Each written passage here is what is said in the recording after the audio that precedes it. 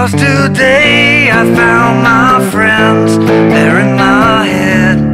I'm so ugly, and that's okay, 'cause so are you. Broke my mirrors. Sunday morning is every day for all I care, and I'm not scared. Light my candles in a daze, 'cause I found God.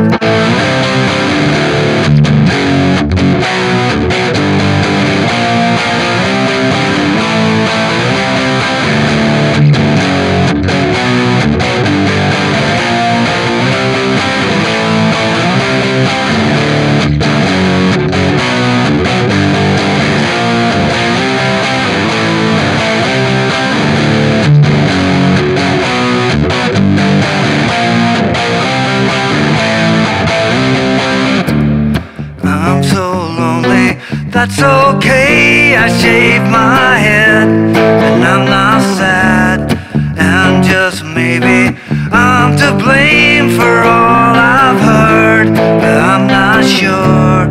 I'm so excited, I can't wait to meet you there, and I don't care. I'm so horny, and that's okay, my will is good.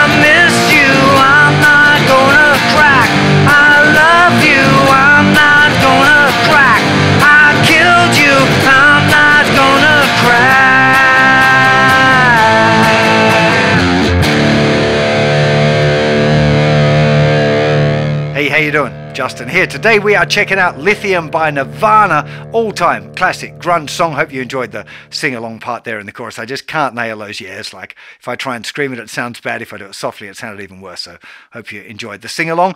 First thing, really important with this tune, if you're going to play along, is the guitar is tuned down a tone. Okay, so the tuning will be, from the thicker string, will be a D, a G, a C, an F, an A, and a D. So every string is tuned down a tone. Now, a lot of people might be like, oh, I can't, it's freaking me out to do that.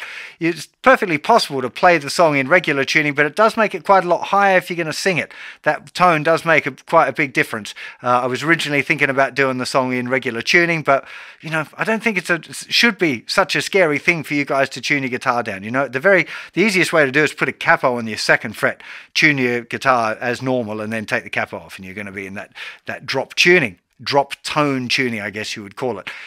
It's quite common. Elliott Smith uses it a lot, so I have one of my acoustic guitars is permanently in that tuning. So yeah, don't be scared about it. It's very unlikely anything's going to happen. You're very unlikely to break a string or anything. It does happen occasionally, especially if you've got really old strings that are kind of on their way out anyway. But, if that happens, maybe it's time to change the strings. Anyhow, really interesting one, this one, because beginners can approach it with just simple power chords and not worrying too much about the details. More advanced players can start to get stuck into the ghosted notes, the open strings that ring out, and exploring the dynamics and all that. There is quite a lot more to get into if you want to really nail the tune, but it's a simple one for beginners to play along with too. So let's get to a close-up and check it out. So let's start off with a look at the chords that we need. The first one is an E power chord, just the first finger covering strings 4 and 5, the second fret. Okay, the other string should be muted. Sometimes Kurt's finger lays down a bit. You hear kind of a bit of that A note. It's not really the correct thing, but it's part of Kurt's style a little bit to have that extra bit in there. Anyway, that's the E5. Then we go to a flat 5 power chord. 4th fret, 6th fret, 6th fret again. Sometimes that note's going to sneak in on the 3rd string. It shouldn't, but Sometimes if it does creep in, it does kind of have that Nirvana flavor. So it's an A flat chord, then it goes to a D flat, which is exactly the same chord, just down one string. And then we move diagonally to an A. So we have E, A flat, to D flat, to A, okay, 5th string root on the thicker string. Then we go C, which is back to the 5th string root, nothing on the thicker string obviously, 3rd fret, 5th fret, 5th fret. So 2 frets up, which is D, back down to B, which is at the 2nd fret, 1st finger, and then it slides back up to the D again.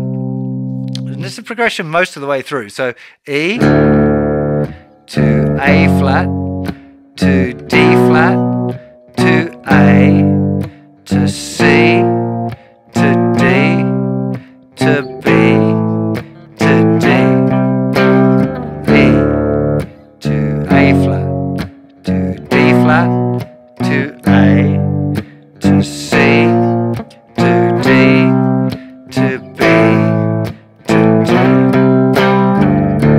Now a couple of points here. That last D, it looks like Kurt normally plays it live as a D, like the top part of a D chord here. So he'll go B, B, D.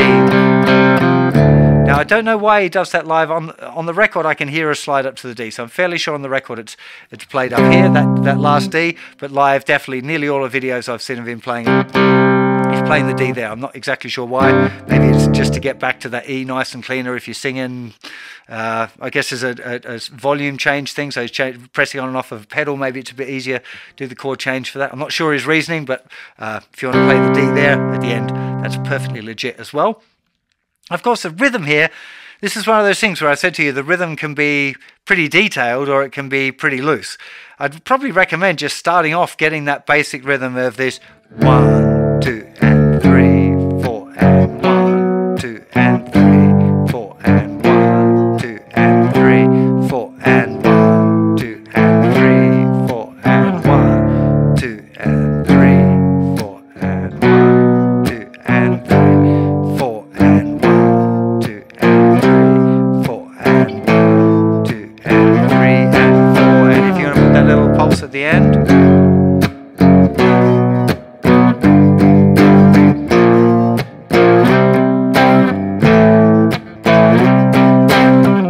So starting with that as a kind of a basic framework, you could play pretty much the whole song with that rhythm if you wanted to leave out the minuto. If you're new beginner and you're new to power chords, you know the I'm so happy cause today I found my friends, they're in my head.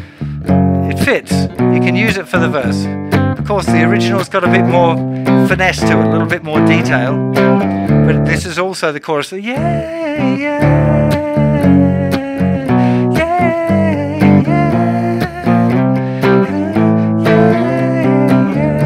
Part. What I'm showing you there is pretty much what's played with the distorted part anyway. I'll just turn the distortion back on again. So that same part.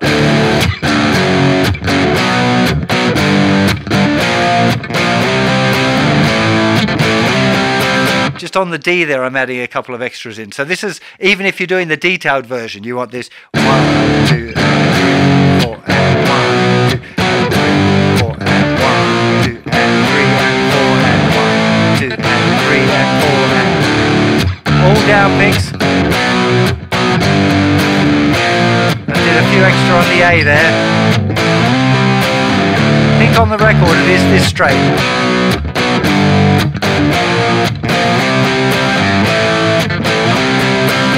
As far as I can tell,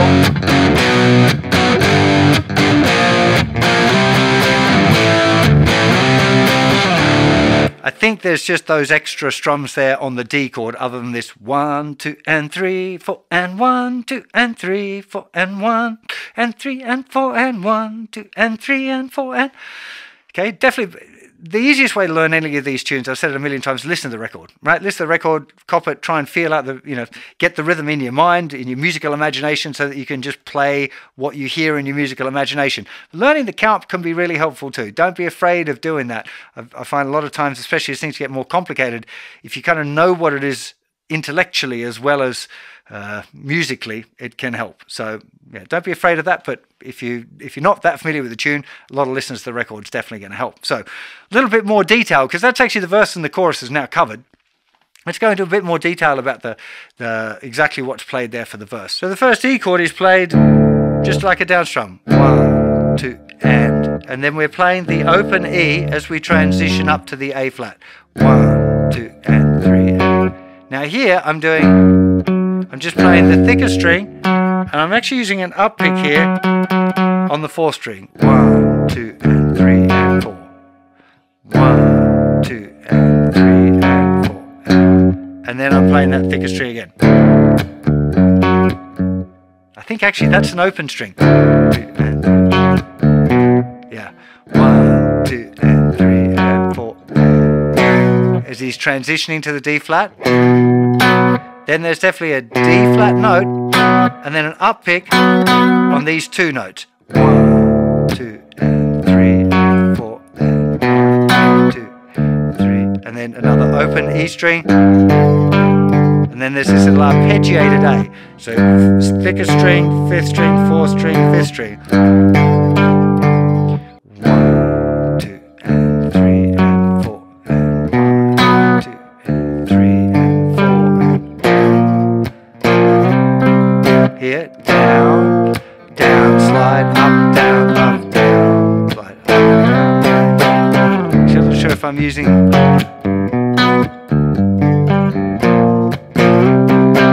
I'm using all down picks there. Sorry, it's one of those ones that's a bit. That's definitely on down, up, down, up, down, down. I'm doing a little touch there. Pick, slide, down, down, down, down, touched.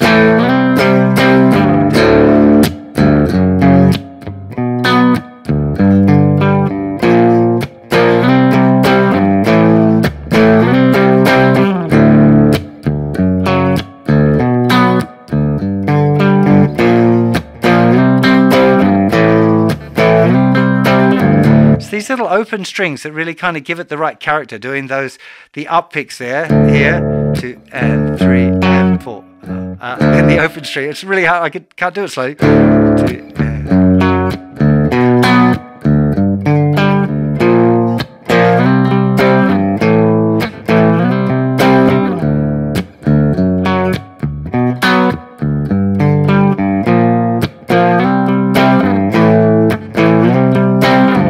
One of those riffs where a little bit of accuracy, a little bit of detail really makes it sound right.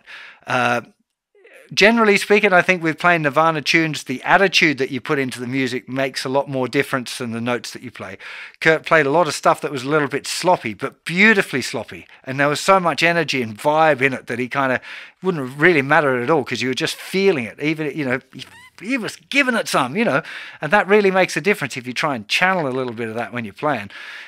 That said, with a little intro like that, it is so iconic, that guitar riff, and so famous and so well known, that a little bit of time working on those details, playing it nice and slowly, you know, playing along with the original recording at a slightly slower speed if you're having trouble with the technique. Writing the riff down can be really helpful if you're really like, oh, I don't get the order that it's coming in, you know. Try to slow it down in your mind a little bit to just have this 1, 2, and 3, and 4, and 1, 2, 3, and 4, and 1, 2, this kind of thing. Being able to play it slowly like that means that you know what it should be doing. You want to stay in time if you can. Right? Try not to be stopping and starting with the rhythm. That can make it more difficult to speed it up later. But just nice and slowly plod along through. We already explained the yeah, yeah, yeah part, because it is literally those same chords with a low more gain and a slightly different, a simpler rhythm than we use in the verses. And there's one other section, which is the I like it and I'm not going to crack bit. So let's have a look at that. So this section is just simply A chord, A power chord to a C chord.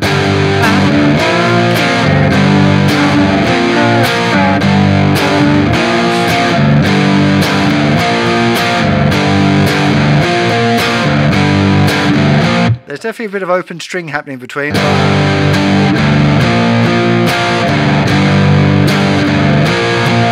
matter. You would think that it should be really tight. But it ends up just feeling a little bit weird. It takes the relaxed feeling of it out if you try and jump and be too technical with it. It's not about that.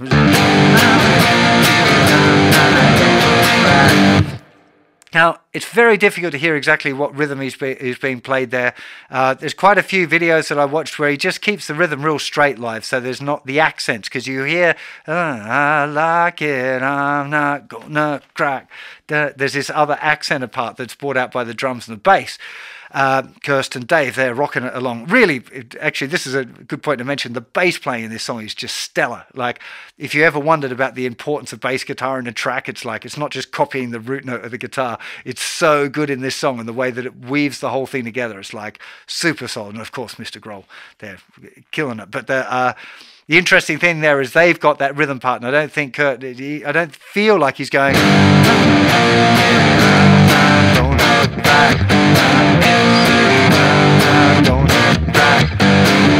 Just feels kind of wrong, and if you watch him live, he's just,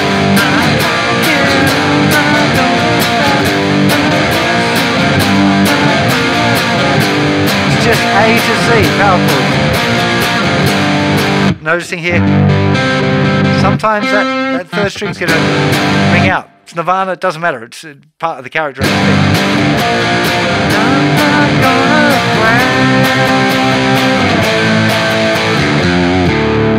Okay, so the very last time goes up to D. It's a bit of eighth note action.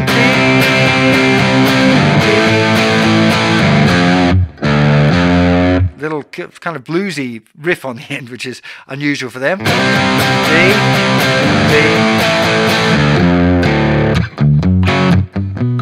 And then we're back into that riff again there. So the bridge, I'm going to call that the bridge. Bridge, relatively simple, like I said. Often if I'm playing it live, when I've done acoustic-y kind of versions of this, I will pick up on that accent just because people expect to kind of hear that accent. And if you're not playing with a drummer and bass player who are taking care of it, it can be worth kind of adding it into your part as well if you want. But the actual guitar part, the thing that you want to be doing is not that, really, I don't think. But, you know, it's one of those things that's very difficult to discern what's going on the record. I already mentioned that Kurt almost certainly plays that last D chord of the progression in open position, like a regular old D chord, when he's playing it live. But that's pretty sure that's not what's on the record. So things can sometimes be a little different, and I don't think it really matters. Like I've said a few times, that the energy and what you put into this sort of music matters a lot more than getting the notes right. Kind of interesting, hey, that we can feel the music much more than we can listen out for those technical things. Anyways, really hope you enjoyed this one. I definitely enjoyed it, although I'm feeling my throat is dying a bit. I've just had like 15 goes at trying to cover the front there by doing different screaming for the airs and trying out stuff. Just, I had to go for you guys helping me out there, because I'm not going to be able to talk the rest of the day. I think I've got another few videos that I wanted to get filmed as well, so I need to be a bit careful. There's plenty more Nirvana over on the website. Just head over to justinguitar.com/songs. Have a look down the page and you'll see there now that you can sort all of the songs by artist, so you can find all of the great Nirvana songs all in the one place. I've done nearly all of the really big hits as well, so do go and check that out. Anyway, really hope you enjoy playing it, and I'll see you for plenty more lessons very soon. You all take care out there. Bye-bye.